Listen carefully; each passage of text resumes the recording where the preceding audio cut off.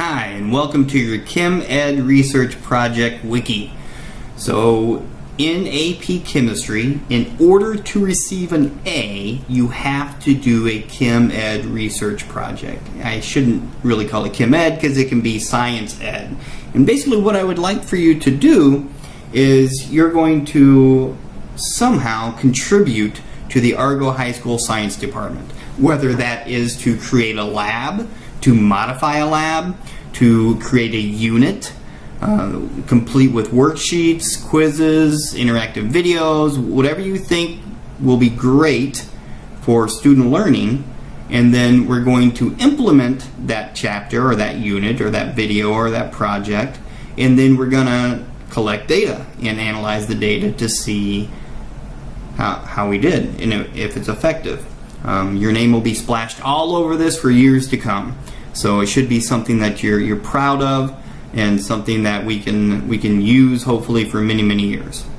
So let me sort of introduce you to the website here. This is the Chem Ed Research Project. Sort of gives you the same thing I just spelled out for you.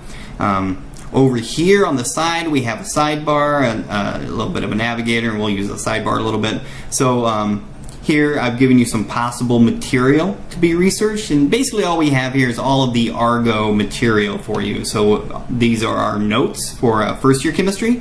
Here's our regular chemistry lab book, here is our honors chemistry lab book, and here is our AP chemistry lab book. But these are not the only lab books. This is not the only material that you can use. If you find other material out there, maybe a demonstration or something, then absolutely you can bring it to us and we can figure out whether it's something you can do or not. Let's go back to the home page.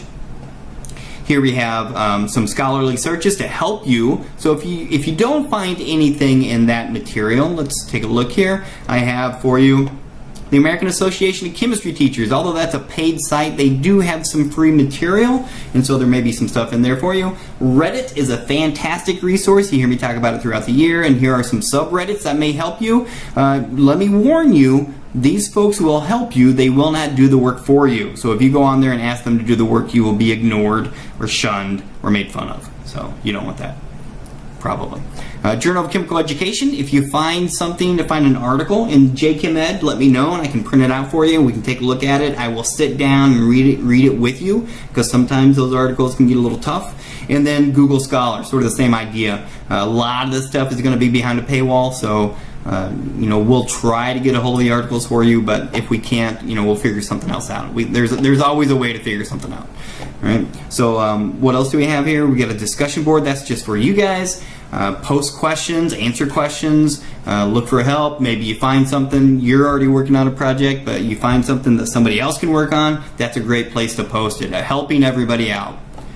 And then finally, this is where all of our projects are going to go. You can see, obviously, you guys are the first year to do this.